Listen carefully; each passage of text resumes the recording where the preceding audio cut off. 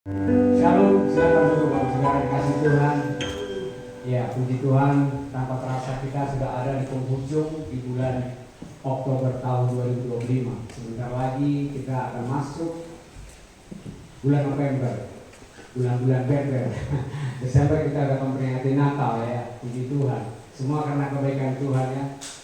Boleh kita lalui hari lepas hari, minggu, bulan.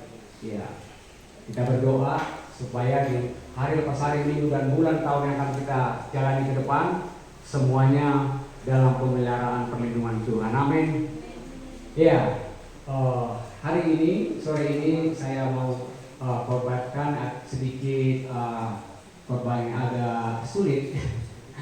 Ya, tidak khotbah praktis tetapi khotbah pengajaran seperti itu mengenai doktrin. Ya, khotbah doktrin ya. Jadi tidak mudah, tetapi saya percaya kita semua punya Allah Roh Kudus, dan Roh Kuduslah yang memberikan pengertian pemahaman yang benar. Ya, karena kita tahu melalui pengertian pemahaman yang benarlah yang akan membentuk diri kita, betul ya enggak? Nah, apa yang kita pahami itulah yang menjadi diri kita sesungguhnya, seperti itu. Nah, karena ada pepatah mengatakannya kalimat bijak, kamu adalah apa yang kamu makan, kamu adalah apa yang kamu pikirkan, dan kamu adalah apa yang kamu lakukan, itu saudara ya. Jadi apa yang kita lakukan itu berawal dari apa yang kita pikirkan, dan apa yang kita pikirkan itu adalah, dan yang kita lakukan itu adalah yang kita pahami. Nah, saudara, ya, pernahkah kita memperhatikan bagaimana api lilin bisa menyala dengan indah? Api lilin, ya, tentunya setiap kita pernah pegang lilin, ya. Ada 3 unsur yang bekerja ya bersamaan dalam lilin yang kita pegang itu. Yang pertama itu ada sumbu, yang kedua ada lilinnya, dan yang ketiga ada apinya. Ya, jadi tanpa salah satunya nyala itu tidak akan ada artinya ya. Nah, begitu juga dengan Allah Tritunggal. Ya. 3 pribadi, yaitu Allah Bapa, Allah Anak, Allah Roh Kudus. Ya, hari ini kita mau coba sedikit gali apa itu tentang Allah Tritunggal. Ya, di luar sana, ya, para apologet kita diserang. Ya, puji Tuhan mereka diberi hikmat oleh Tuhan, dan mereka bisa memberikan pengertian yang benar tentang Allah kita. Bahwa kita tidak sama dengan Allah yang lain, agama yang lain memiliki Allah yang 3 seperti itu. Allah kita bukan Allah yang 3, tetapi Allah kita Allah yang esa, seperti itu ya. Oke, next. Ya, 1 tambah 1 tambah 1 adalah 3. Allah Bapa, Allah Anak, Allah Roh Kudus berarti 3. Sepertinya seperti itu ya. Ya, the Christian Trinity explained. Oke, next. Ya, nah saudara, kenapa saya katakan tadi di awal khotbah ini adalah khotbah yang sedikit sulit? Ya, oleh karenanya, karena sulit kita membutuhkan kerendahan hati. Membahas Tritunggal harus rendah hati, karena Dia Sang Pencipta. Ya. Ketika kita memiliki batu akan lebih gampang ya daripada semut, betul ya? Ya. Ketika kita memiliki semut akan lebih mudah daripada menyelidiki manusia. Apalagi menyelidiki Allah. Ya. Allah hanya bisa dikenali karena Dia mengambil inisiatif untuk membuka diri. Dimensi yang lebih rendah, yaitu binatang, sulit memahami yang lebih tinggi, misalnya manusia. Jadi tidak mungkin ya, binatang yang ada di Taman Safari ini bisa memahami kita, tetapi kita bisa memahaminya. Oleh karenanya ada pawang ular, ada pawang singa, ya, ada pawang harimau, karena manusia itu bisa memahaminya. Seperti itu. Oke, next. Nah, ini ada ilustrasi. Sebenarnya mengenai Allah Tritunggal itu tak satu pun ya yang sanggup memberikan pengertian yang benar melalui itu ilustrasi atau analogi. Ya, tetapi setidaknya ini bisa membawa kita kepada pengertian pemahaman yang benar seperti itu. Nah, ini ada garis, ya. Nah, ada bujur sangkar, ada dimensi. Ya. Garis tidak akan bisa memahami bujur sangkar. Demikian juga bujur sangkar tidak akan bisa memahami kubus, ya. Nah, kubus akan lebih mudah memahami yang namanya bujur sangkar dan garis. Masih agak bingung ya. Gak apa-apa, next. Ya. Oke, next. Ya. Nah ini Kristen menyembah Allah yang esa, bukan menyembah tiga Allah atau politeisme. Ya. Monoteisme. Ya, Musa diulang 6 ayat 4. Ya, demikian firman-Nya. Dengarlah hai orang Israel, Tuhan itu Allah kita, Tuhan itu esa. Ya. Di Maleakhi 2 ayat 15 juga dikatakan di sana, bukankah Allah yang esa menjadikan mereka daging dan roh? Ya. Oke, next.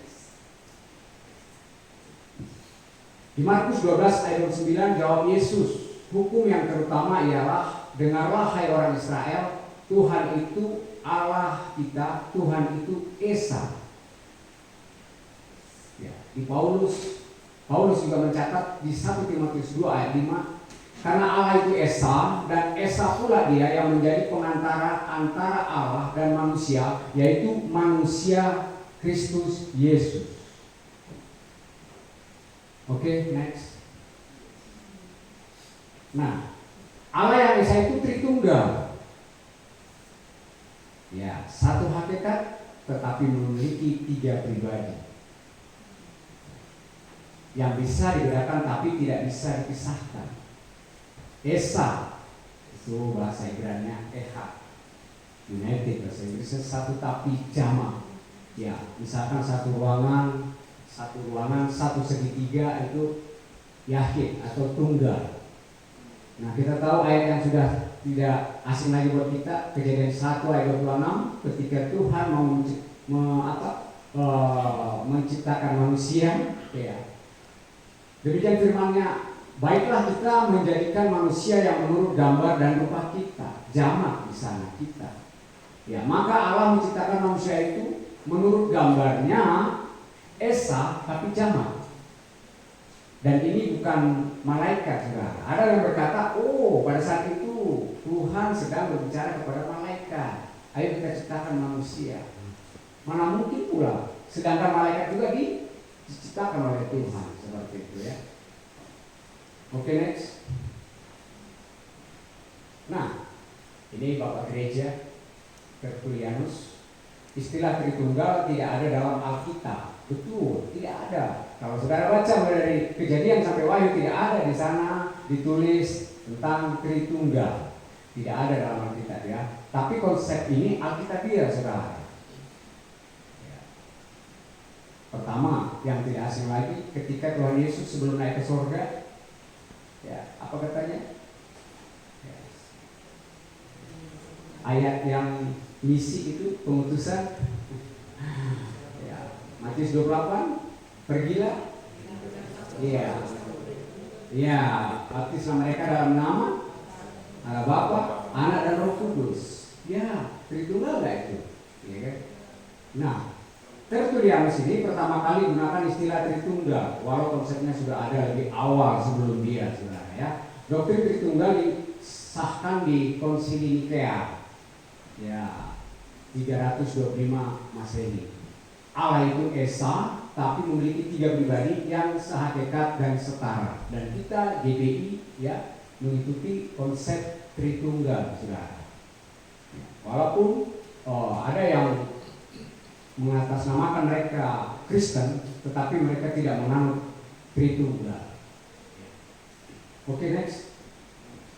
Nah, doktrin ini dirumuskan karena apa dirumuskannya? Ya tadi di Konsili Nikea tadi. Ya, yang pertama telah terjadi kesimpangsiuran pengertian mengenai pribadi Allah. Ya, yang kedua timbul ajaran yang sesat. Jangankan dulu, sekarang saja banyak. Ya. Nah, di Amerika itu saudara ada tim untuk pemberantas memberangus-kan uang-uang palsu, saudara. Ketika mereka ditanya oleh wartawan ya kepada tim itu, nah, oh berarti kalian setiap hari akan selalu memeriksa uang palsu ya? Nah, oh tidak, kami tidak fokus kepada uang palsu, kami fokus kepada uang asli. Ya, yang kami terus pelajari, kami raba, kami terawang, nah, dan kami gunakan seperti itu. Artinya fokuslah kepada yang asli, makanya kita tahu yang palsu. Kira-kira seperti itu sudah. Ya. Jadi yang ketiga ada kebutuhan untuk mendalami kebenaran tentang Allah Tritunggal. Itulah doktrin yang dirumuskan di Konsili Nikea pada saat itu. Oke, next. Nah, ini sedikit ada berbentuk seperti ini sekali lagi untuk memberikan gambaran, ya, untuk kita bisa memahaminya seperti itu. Mathematical monotheism, only one God. Ya. Yang gambar yang kedua, ya, the Father is God, the Son is God, the Spirit is God. Bapa adalah Tuhan, Allah, Anak adalah Allah, dan Roh Kudus adalah Allah. Kemudian yang gambar ketiga itu, Bapa adalah Tuhan, tetapi the Father is not the Son. Ya. Anak adalah Allah, tetapi anak bukanlah Roh Kudus. Ya, puyeng ya? Enggak lah ya. Kita muter-muter ya seperti itu. Ya, begitu saudara. Ya. Sana satu hakikat, bukan tiga hakikat satu pribadi. Ya. Ya, kalau itu ajaran oneness. Nanti akan coba saya singgung mengenai oneness itu. Kembalikan daripada kita seperti itu. Jadi Allah Bapa fungsi tugas berbeda, Allah Anak fungsi tugas berbeda, Allah Roh Kudus fungsi tugas berbeda. Contoh, Allah Bapa ya merencanakan begitu. Nah, kemudian Allah Anak itu melaksanakan tugas apa? Penyelamatan. Iya, tugas penyelamatan. Tuhan Yesus lahir ke dunia, nanti 2 bulan lagi kita akan peringati. Ya. Tuhan Yesus lahir ke dunia dengan peringatan Natal. Allah Roh Kudus fungsinya ketika Tuhan Yesus naik ke surga, janji Bapa, ya, dan dia akan memerlukan roh penolong dan penghibur, yaitu Roh Kudus. Fungsi Roh Kudus apa? Kalau keselamatan sudah dilakukan oleh the Son, oleh Anak, Allah Anak, maka Allah Roh Kudus membantu kita untuk mempertahankan keselamatan itu sudah. Ya, kira-kira seperti itu. Bisa dipahami ya. Oke, next. Nah, ini dia. Bapa adalah Allah yang jauh bersemayam, ya, jauh di atas kita. Ya, Yesaya 66 ayat 1. Dia adalah pencipta dan pemelihara dunia. Ya. Ini masih konteksnya dengan fungsi masing-masing ya. Anak adalah Allah yang dekat beserta manusia Yesus. Matius 1 ayat 3. Firman yang jadi manusia. Ya, biasanya di hari-hari Natal akan dinyanyikan lagu ini.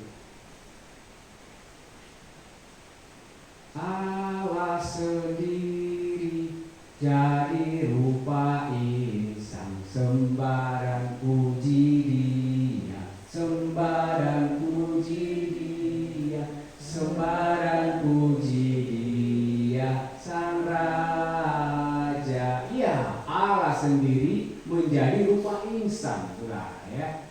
Nah, kemudian ketika Roh Kudus adalah Allah yang tinggal dalam orang percaya, maka setiap kita yang ada di dalam ruangan ini, ketika kita menerima Yesus sebagai Tuhan dan Juru Selamat kita, janji Bapa itu langsung digenapi. Roh Kudus ada tinggal di dalam hati kita, saudara. Roh Kuduslah yang menolong kita, mengontrol kehidupan kita, saudara, mengontrol, menjamin keselamatan itu sendiri, saudara ya. Nah, dia tinggal di dalam orang percaya. Yohanes 14 ayat 17. Dia bukan hanya kuasa tapi pribadi Allah sendiri, saudara. Ya. Oke, next. Nah, Allah itu Esa. Ulangan 6 ayat 4 hanya ada Allah satu, yaitu Bapa. Wah, banyak kali ini ayatnya. Ya, tentu harus banyak ayat sebagai referensinya, saudara ya. Nah, supaya kita paham seperti itu, bahwasanya semuanya Alkitabiah. Ya, itu maksudnya. Hanya ada satu Allah, yaitu Bapa. 1 Korintus 8 ayat 6. Ya. Namun dalam kesatuan itu ada firman-Nya, Yohanes 1 ayat 1. Ya. Dan rohnya 1 Korintus 2 ayat 11, Allah ciptakan alam oleh firman dan rohnya. Ya, di Mazmur 33 ayat 6 juga dicatat. Nah, Agustinus itu perbedaan sebutan pribadi Bapa, Anak, Roh Kudus, ya, dalam hubungan satu sama lain dengan tugas khusus masing-masing. Jadi ada tugas khusus masing-masing, ya. Nah, Yesus dalam hubungan dengan dirinya disebut Allah. Dalam hubungannya dengan Bapa disebut Anak. Ya. Nangkap gak sampai sini? Atau makin bingung? Enggak lah ya, mudah kalau dipahami ini ya. Ya, orang percaya akan Trinitas ketika dia terima Yesus.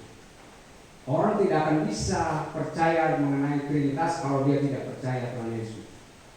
Jadi persyaratan pertama supaya mereka percaya Trinitas, ya, Allah Bapa, Anak dan Roh Kudus, pertama-tama mereka harus terima Tuhan Yesus.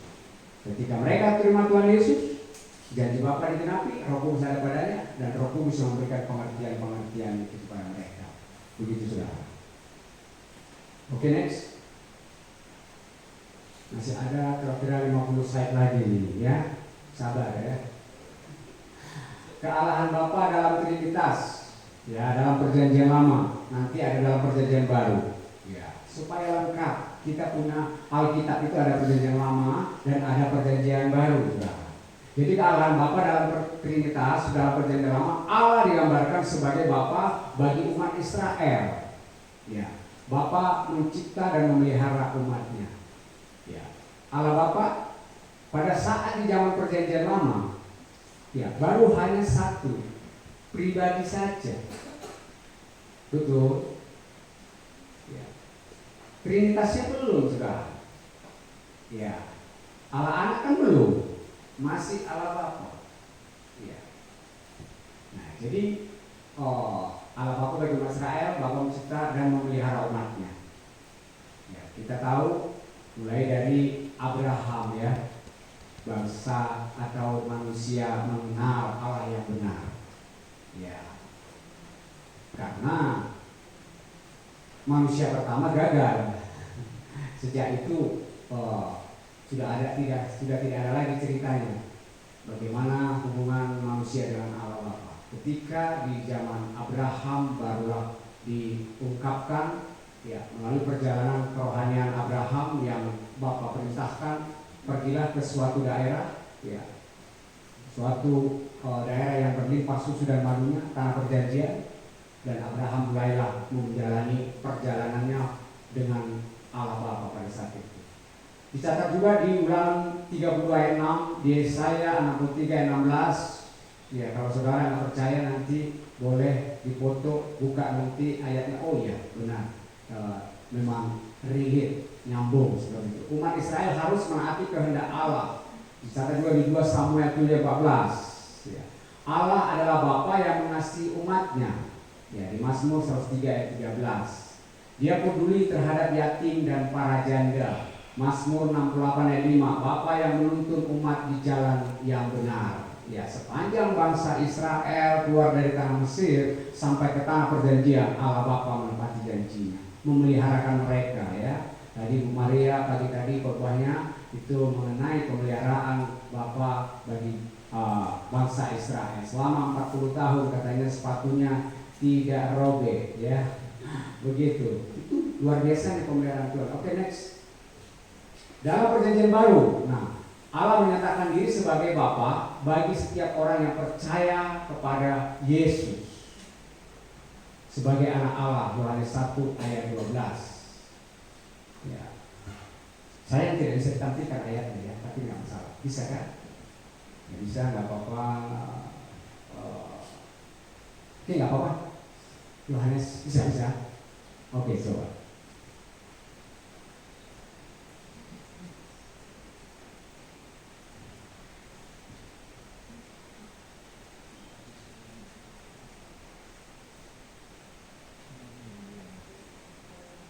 Ya, tetapi semua orang yang menerimanya diberinya kuasa supaya menjadi anak-anak Allah, yaitu mereka yang percaya dalam namanya. Puji Tuhan, saudara dan saya ya sudah dimateraikan menjadi anak-anak Allah.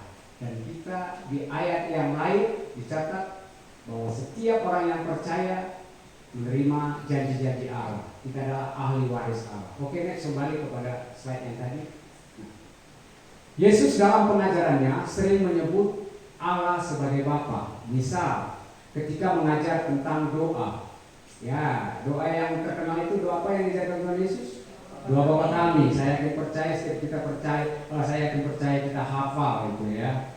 Nah, bahkan kita hafal secara bahasa daerahnya. Saya dari daerah Batak, saya hafal banget. Ya, saya lahir dan dibesarkan bertumbuh di Gereja HKBP. Di Gereja HKBP itu sangat ketat saudara. Oleh kami di sekolah minggu udah wajib tahu seperti itu. Nah, pengakuan iman rasuli juga. Alia manami dari Monedijam katanya. Nah, Bapak kami yang di surga. Ya. Itu doa Bapak kami. Matius 6 ayat 9. Yesus juga berkata bahwa aku dan Bapa adalah satu. Ya. Yohanes 10 ayat 30. Yang menunjukkan kesamaan hakikat walaupun beda pribadinya, saudara. Kita tidak akan pernah bisa melihat Allah Bapa. Kita hanya bisa melihat Allah. Itu juga Allah Kudus. Kapan kita bisa melihatnya nanti? Ya, berdoalah, pertahankan iman saudara. Jangan pernah gadaikan apalagi saudara jual. Kalau itu Anda lakukan, tidak akan ketemu dengan Allah. Ya, kita percaya Tuhan Yesus segera datang, saudara. Oleh karenanya, seperti dikatakan di firman Tuhan, bersiap sedialah, berjaga-jagalah, ya, supaya ketika Tuhan Yesus datang, Dia mendapati kita segenap tubuh jiwa roh kita tidak bercacat celaya. Oke, next. Ya, hanya ada satu Allah, yaitu Bapa. Di 1 Korintus 8:6. Tak ada keraguan tentang kebapaan Allah dalam Alkitab. Bapa layak menerima kemuliaan. Di Galatia 1 ayat 4-5. Bapa sumber kasih karunia.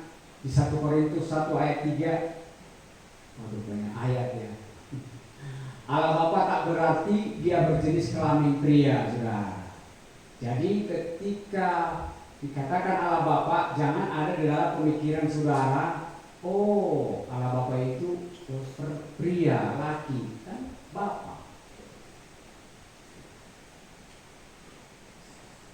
Allah itu roh, transgender saudara ya. Karena Allah itu roh seperti angin saudara. Yohanes 4 ayat 24. Yohanes 3 ayat 6. Tidak memiliki tangan, kaki seperti manusia. Tetapi Allah anak memiliki itu sudah sama seperti kita sudah. Di Alkitab menggunakan istilah seperti mata Tuhan, tangan Tuhan, itu adalah mengibaratkan Tuhan seperti manusia dengan gaya bahasa antropomorfisme. Tepat nggak? Antropomorfisme. Ya, sulit diucapkan, apalagi dimengerti ya. Oke, next. Oke. Nah, pandangan yang salah tentang pribadi Allah Bapa. Jadi ada pandangan yang benar, ada pandangan yang salah, saudara. Waduh, warna kuning jadi nggak kelihatan ya. Oke. Pandangan yang salah yaitu pertama, tritheisme. Wah, matanya masih tajam ya. Saya sudah lihat dari sini. Tritheisme yaitu tuduhan agama lain bahwa Allah orang Kristen itu tiga, politeisme. Padahal Trinitas dia nggak muncul di dunia ya, penjelasannya. Oke, yang kedua marcionisme. Allah dalam perjanjian lama ya dengan Allah dalam perjanjian baru penuh kasih dan murah hati. Ya, kalau Allah dalam perjanjian lama itu garang, sering perang. Ya. Tukang perang seperti itu kan. Kalau kita lihat bangsa Israel disuruh Tuhan memusnahkan satu bangsa, ya, sepertinya tidak berbelas kasihan. Ya. Allah di perjanjian lama, tetapi Allah di perjanjian baru yang dalam bentuk wujud Tuhan Yesus, ya, Allah yang penuh kasih. Kemudian yang ketiga itu gnostik, dari Allah mengalir dunia roh dan suatu ilah yang menciptakan alam. Allah dibatasi. Oke, next. Ya, pandangan salah tentang Allah Tritunggal. Ya, modalisme atau sabellianisme, menolak kejamakan pribadi dari Allah Tritunggal. Allah itu satu pribadi tetapi memiliki 3 jabatan. Sebagai ilustrasi di sini, Pak Ahmad sebagai kepala keluarga, tetapi orang yang sama, Pak Ahmad sebagai kepala sekolah, dan orang yang sama, Pak Ahmad sebagai kepala RT. Ya. Di kampungnya Pak Widodo pemilihan RT, ya Pak ya. Ya, satu memiliki 3 fungsi, saudara. Bagaimana mungkin kalau satu memiliki 3 fungsi? Ketika dia lahir ke dunia, Yesus mati. Berarti Tuhan mati tuh, Allah Bapa mati. Iya kan? Kalau dengan pengertian atau pandangan mengenai Tritunggal seperti modalisme atau sabellianisme ini, saudara. Ya. Tapi yang benar, Allah itu satu hakikat tetapi 3 pribadi, saudara. Waktu Yesus dibaptis, 3 pribadi itu muncul bersamaan. Tadi sudah saya jelaskannya, Bapa, Anak, dan Roh Kudus. Baptislah mereka dalam nama Allah Bapa, Anak, dan Roh Kudus, saudara. Oke. Next. Yesaya 9 ayat 5 menyebut Yesus sebagai Bapa yang kekal. Tidak berarti pribadi Yesus sama dengan pribadi Bapa. Ya. Walaupun satu hakikat, tetapi ini menunjuk pada kekekalan Kristus, saudara. Ya. Kemudian subordinasionisme, Bapa lebih besar dari Yesus dan Roh Kudus. Yohanes 14 ayat 28. Yang benar, itu yang salah, saudara ya. Yang benar, ya, ketiganya sederajat. Yang beda bukan hakikatnya, karena Yesus setara dengan Allah Bapa, yaitu dicatat di Filipi 2 ayat 6. Tetapi ketika ke dunia, fungsi atau peran Yesus adalah sebagai utusan Bapa, saudara. Ya. Ada orang memiliki pengertian pemahaman seperti ini, sehingga mereka memiliki pengertian yang salah. Ketika kan dibaptis dengan nama Allah Bapa, Anak, dan Roh Kudus. Urutannya Bapa, Anak, dan Roh Kudus. Pengertian dia berdasarkan urutan.